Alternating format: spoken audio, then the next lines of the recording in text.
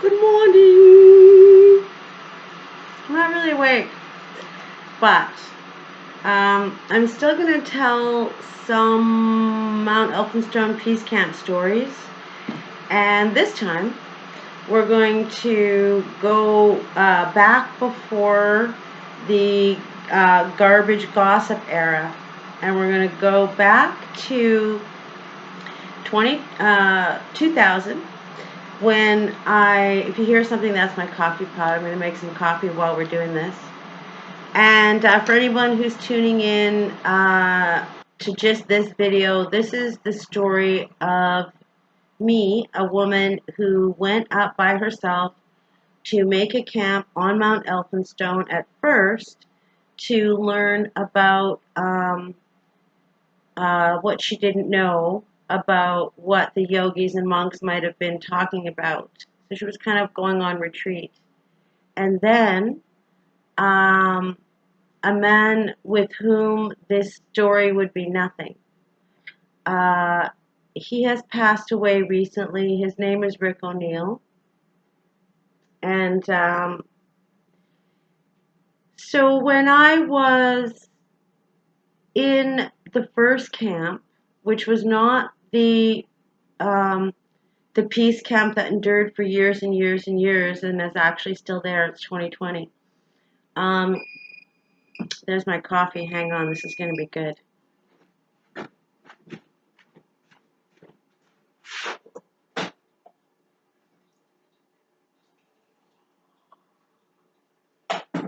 Okay, I'm still here. You're still here. You're still tuned in. I don't know if you can hear me. I'm sure you can. Okay, so I am. It's not that I'm unaware that. It's not that I'm unaware that the people in Roberts Creek are very sincerely wish to stop logging. It's not that I don't know that, but I'm at the first camp by myself, and Rick O'Neill comes up and he says, "Would you like to go for a walk?" And then he takes me on this amazing walk where he shows me mushrooms, he shows me lichens, he shows me salamanders. We found white-tailed frog salamanders, which are black, are the baby white-tailed frog, which is very rare. The man is, as I've said, an animal magnet, and I love him so much. I'm not going to get over emotional about it. I already did that. And so by the time he took me, got me back to my camp on this walk, he really didn't have to say, it's a good idea if part of what you're doing here is protecting not just the trees, but the plants and the animals and the birds and the mushrooms and the lichens and the moss and the myriad of other things that I came to learn so much about. So through my years living in the forest, I did study the plants and I learned so much. So now Rick O'Neill plants this very firmly in my heart, this idea. Now, please remember that I already have my Indian education. I'm already an activist. And I have already been up to Giksana Wet'suwet'en territory. Some people who watch this might remember that in 1988, the hereditary chiefs called for people to support them way up at Sam Green Creek. This is 1988, and this is around, Hazelton, around the village of the people. And I was Dorothy Wilson Kenny and Dawn Ryan and so many others that, my mind is full. I worked in the hereditary chief's office in the city later when they had their famous Delgamuukw versus the Queen court case. And at that time of the court case, I was taking donuts and coffee to the little meetings that they would have after the court happened, which they would do at the Vancouver Hotel, and it just so happens that at the exact same time was the Dalai Lama's first visit to Vancouver. Gee, would this have been 1986 or something? I don't know. And I bumped into the Dalai Lama in the elevator, which was really cool. Anyways, so after I talked to Rick O'Neill, I was in my camp. I'm in Roberts Creek now, though. I'm like, wow, I think I got to do something here. What do I do? What do I do? What do I do? What do I do? So I put two and Aboriginal rights and title together, and this is what I came up with. I came down the mountain, went to my home, got onto the phone, and the first thing I did was I called BC Yukon Territories Immigration, and I said, hi. Now listen, I knew that this was going to confuse the operator on the other end, all right? Now, one thing, you can accuse me of a lot of things. Stupid's not going to be one of them. I'm not bragging. I'm just saying I'm not perfect. I screwed up a lot of stuff. But in the man department, loser. But anyway, so I got on the phone and I said, hi. I just moved from Canada to Seashell country, and I was wondering if I need to do anything about my citizenship. And he said, okay, well, just let me look that up. And he says, well, I can't really find that. So what country is Seashell in? And I said, well, it's you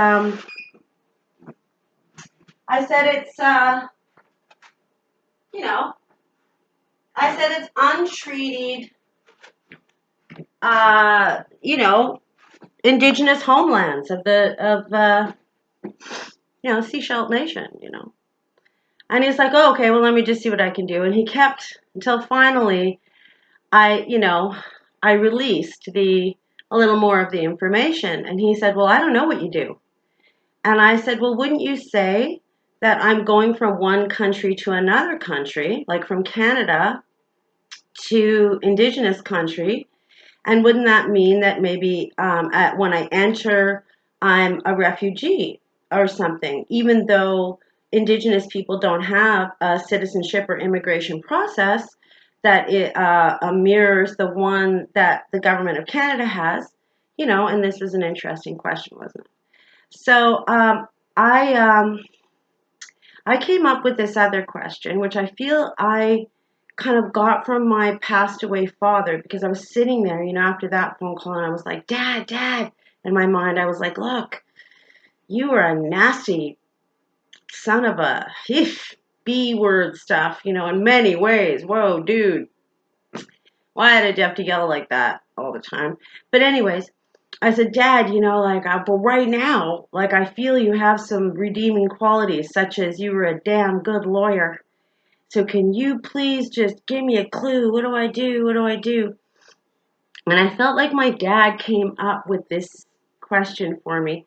And it was such a good question that I whipped out the telephone book and I looked in the blue pages, and there was the number there. Why don't you call the Prime Minister? So I thought I would. I dialed up the Prime Minister's office, and, you know, the reason I call some of these things are miracles, for reasons I'll never understand to this day, I kind of sat on the phone and waited on hold and waited on hold and waited on hold, and then I started getting actually transferred. And that was because my question was this: are there countries or nations within Canada's borders? And they were like, eh? And I was like, I am currently moving from Canada to Seychelles Nation territory. I understand that treaties in Canada are a nation-to-nation process. So does that mean that there are countries and nations within the borders of Canada? I simply want to play by the book, follow the law, and make sure that everything is in order. rule of law and stuff. Don't make me laugh. Anyways, I have another story where a bunch of us get arrested, and when the judge says rule of law, we all laugh heartily at the phrase. Anyways, so I'm on the phone, and again, for reasons I will never understand. Jean Chrétien was prime minister at this time. Joanne Fleming was his assistant of some kind, and you can just look her up. She's a real lady, and I really talked to her. So after getting transferred with this question that simply nobody in Ottawa could answer, now I'm on the phone with Joanne Fleming, and I can hear the echoing of someone else's listening, on a speakerphone and stuff. And she says, well, I understand that you have a little bit of a Rana. What is your question, ma'am? And I'm like, well, by the way, I was wondering, are there countries and nations within Canada's borders? I'm assuming there are, because you engage in a treaty process, which is a nation-to-nation process with Indigenous countries. Now, I am in Canada. I'm heading into Indigenous territory where there is no treaty present. So, according to Section 35, Section 1 of the Canadian Constitution, is it not so, Ms. Fleming, that Aboriginal rights and title are intact where no treaty is present? Now she's like, uh-oh, what happened? Because now I start throwing down that I just might happen to know a tiny bit about Canadian law as it applies to Aboriginal rights and title, and I might know something about the Constitution, and I might know that because Don Ryan and the gang up on Wet'suwet'en and Gitxsan territories taught me good. They taught me real good. That's what I mean by my Indian education. And Herb George and Ardith Wilson and a bunch of other people I'm not mentioning because I'll remember their names as we go along. Some of them have actually passed away. I'm 57. Yeah, I look good. So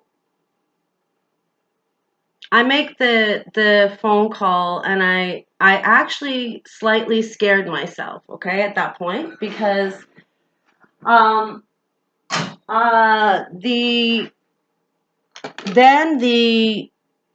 the woman, Joanne Fleming says, I would like to refer you to Eleanor Kaplan, who is the Minister of Citizenship and Immigration, and I'd like to refer you to the Minister of Aboriginal something, whatever the department.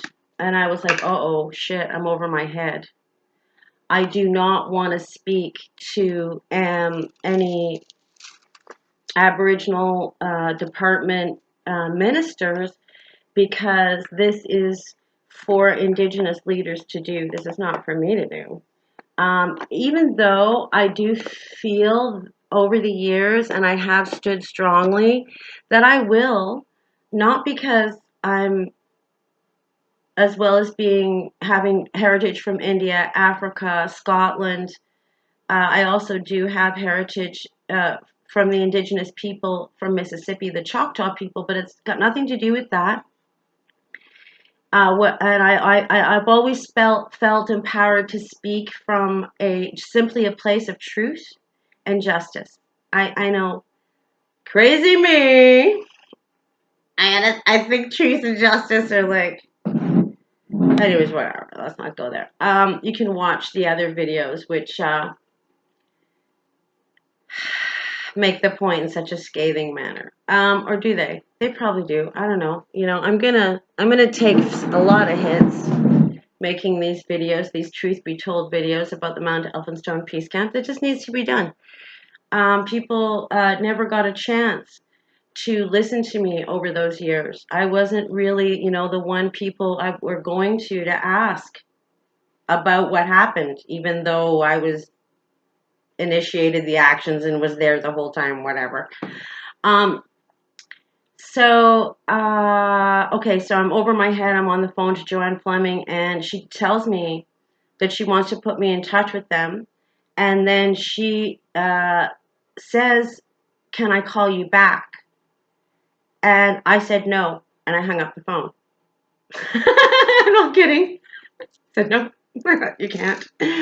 I'm in over my head. And then a second round of telephone miracles went down. Now, if you know anything about Don Ryan, who is a notable leader of the Wet'suwet'en people, who was instrumental in the famous court case Delgamuukw versus the Queen, as well as direct actions in defense of their sovereignty and their homelands around the time that the Oka crisis occurred. It was just, look, the guy's amazing and very hard to get a hold of, very hard to get on the phone, about as difficult to get on the phone as any national leader might be, I guess. I mean, no, really. So I'm like, I don't care. I get out the oldest phone book I can find. You know how you keep your ratty old phone books for years, thinking, well, I might need that number someday. So I do that, and I start calling, and I might even have just started calling up to like Hereditary Chief's office up north or whatever, and I just, I do that stupid idiot move, which I'm going to keep outlining as the best strategy ever. I just told the plain, simple truth. So as I explained, hey, look, I need to talk to Don Ryan because I'm talking to government offices, and I need to check in with him, and I need to make sure that what I'm doing is right, because I plan to go onto the land as a non-Indigenous person, which we may as well say I am, because I do not actually have membership to any tribe or nation in Canada or the United States, even the Choctaw tribe down there, although uh, I am the member of an organization of Black Indians who are a bunch of people from Mississippi and other southern states and beyond, who are Black and Indigenous, and often Indigenous groups and tribes do not recognize us. Anyways, um, this whole, I'm not going to speak to the whole mixed heritage issue. Let's not get too off track, all right? Um, so you're not going to believe this, but you know what? You're probably not going to believe most of what I tell you about what happened at that peace camp, because it was all crazy ass miracles that were quite anomalous. At the same time as being anomalous, they were anomalous because the strategy was anomalous. The process was different, unique. Okay, so all of a sudden I got Don Ryan on the other end of the phone.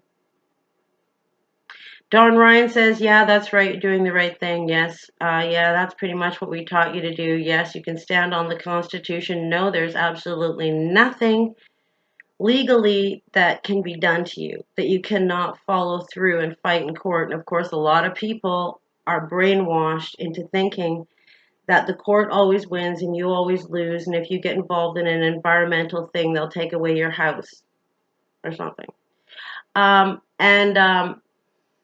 So anyways, also I need to say, one major strategy you may not have on your side is poverty. So the longer I spent on the mountain fighting logging, the poorer I got. I went up there with a ton of stuff, and I had resources to begin with, but it just, I went into the abject poverty, actually. And it was great. I would go around, there would be these really fancy environmental groups, and they'd have their little stand, and they'd be collecting money. They'd be putting things in the newspaper. They'd be doing all this. I'd literally be on the mountain fighting the logging, and then I would kind of like come down the mountain, and I'd have like enough for coffee, but maybe not breakfast. So I'd stop one of them, and one of them, by the name of Hans, always just forked over the dough like he got it. And others would say, wait, I need to have a meeting. and we'll see if we can possibly donate to you. Well, they're looking me up and down like I'm a nefarious character. I don't even care anymore. Let's just get on with the real story. So, at that time, anyways, I was sitting in my, nice yuppie house and with my husband and my kids and resources, which of course makes me credible. Divorce someone and become poor, boom, woman loses all credibility. Anyways, so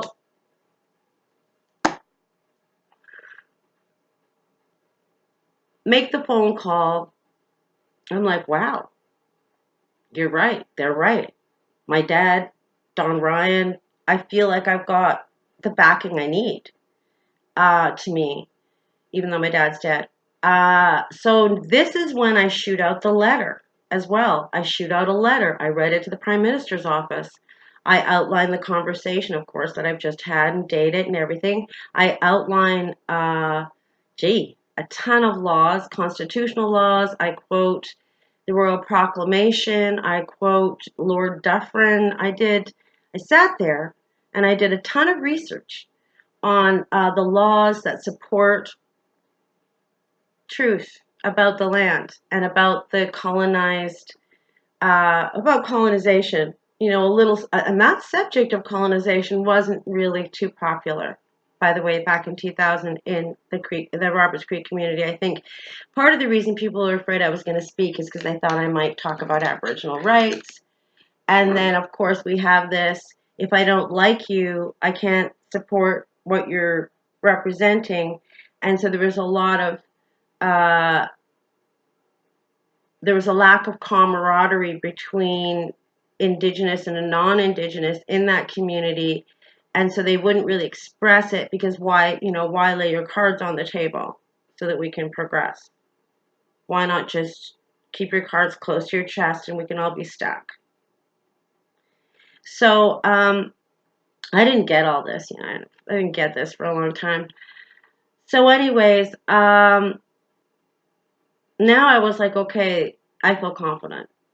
So, I went back up to my camp, which wasn't the camp that, which is the camp that's still there that fought the logging. And I went up there and I'm brewing on this. And I'm like, okay, well, Rick O'Neill wants me to protect this place. And man, he made a good case and he didn't say a word. And I'll tell you, that's smart. You might think when I say smart, I mean book smart or like talk like a smart ass like I do or use big words. No, no, no. Rick O'Neill was a genius. He just took me for a walk and shooed me. So now I have it in my mind, yeah, this is worth protecting. Now I have it in my mind, hey, I might lawfully get away with this puppy. And then the third reason that I ended up protecting logging for umpteen years, on and off. I wasn't consecutively staying at the camp. There would be up to 4 months or maybe even 9 months over a period of 12, 15 years where I'd be down either working, being with my family, or just generally having my life destroyed by narcissist boyfriend. So then logger guy comes up. Jim comes up, who's like my buddy now after many years of, me and him pretending that we're fighting with each other, along with other loggers like the boys from TNT Logging, who we also enjoyed pretending that we were fighting when we weren't. It was fun, boys, wasn't it? Yeah, nobody ever did get that. The whole "we are one" thing, goes by a lot of people. So, anyways, um, so then Jim comes up. Now, they are logging right above me. Well, no, they're not. Excuse me. They're building a road up to where Peace Camp is right now. And he rolls up with his son. And he comes up to my camp, and I'm like, hey, how's it going? And he's like, hey, how's it going? So anyways, we ended up having this lovely conversation about the plants and the animals. I picked his brain about the forest. We didn't even talk about logging. I thought he was a darling man, and I thought his son was about 15 times as darling, and I commended him on bringing his son to work with him and stuff like that. He comes back a few days later. He says, "Hey, you want to go for a ride in my truck?"